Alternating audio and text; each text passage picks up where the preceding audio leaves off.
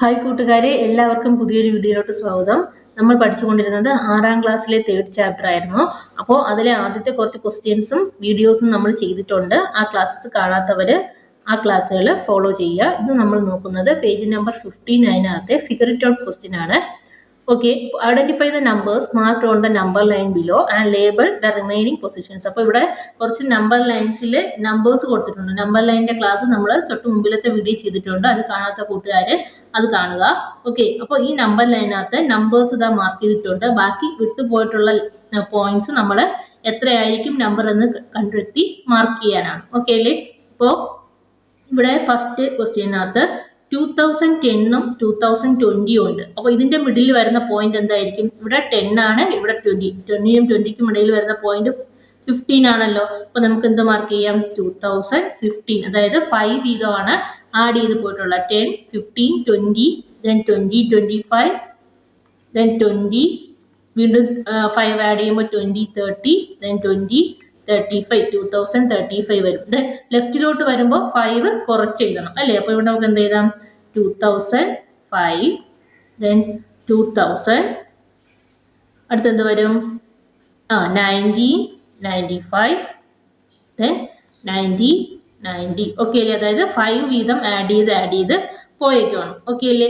Next question നോക്കാം. ഇവിടെ 9996, 9997. Okay, അപ്പോൾ നമുക്ക് എന്താണ് ഇവിടെ 1 വീതമാണ് ആഡ് ചെയ്തിരിക്കുന്നത് അല്ലേ? അപ്പോൾ നമുക്ക് 1 വീതം ആഡ് ചെയ്ത് എഴുതാം. 9998, then 9999, 10,000.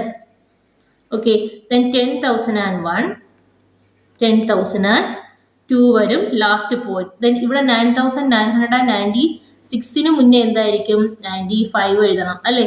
9995, 9994, then 9993 വരും. ഓക്കെ അല്ലേ? 1 വീതം ആഡ് ചെയ്തേക്കുവാണ്. Then C question.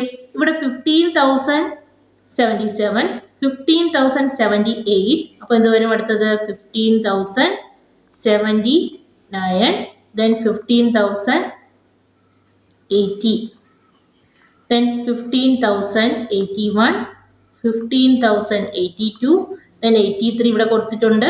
then 15,084, then 15,085, last 15,086. Okay അല്ലേ? Then D question. ഇവിടെ 86,705, ഇവിടെ 87,705. അപ്പോൾ ഇവിടെ സ്റ്റാർട്ട് ചെയ്യുന്നത് 86,000ലാണ്, ഇവിടെ സ്റ്റാർട്ട് ചെയ്യുന്നത് 87,000ലാണ്. അപ്പോൾ അടുത്തെന്ത് വരും? 88,705, then 89,705, ഇവിടെ 90,705, then 91,705, then 92,705, then പുറകിലോട്ട് എഴുതുമ്പോൾ 85,705, then 84,705, then 83,705. ഇങ്ങനെയാണ് നമ്പർ ലൈനിൽ നമ്പേഴ്സ് മാർക്ക് ചെയ്യുന്നത്. അതായത് നമ്മൾ ആദ്യം തന്നിട്ടുള്ള നമ്പേഴ്സ് തമ്മിൽ എന്തെങ്കിലും കണക്ഷൻ ഉണ്ടാകും നോക്കുക, ദെൻ നമ്പേഴ്സ് ഫൈൻഡ് ചെയ്ത് എഴുതുക. ഓക്കെ അല്ലേ? അപ്പോൾ ഇന്നത്തെ ക്ലാസ് എല്ലാവർക്കും മനസ്സിലായിട്ടുണ്ടെങ്കിൽ ചാനൽ ലൈക്ക് ചെയ്യുക, സബ്സ്ക്രൈബ് ചെയ്യുക. ഓക്കെ അല്ലേ? അപ്പോൾ മറ്റൊരു വീഡിയോയുമായി നമുക്ക് അടുത്തൊരു ക്ലാസ്സിൽ കാണാം. അതുവരെ താങ്ക് യു.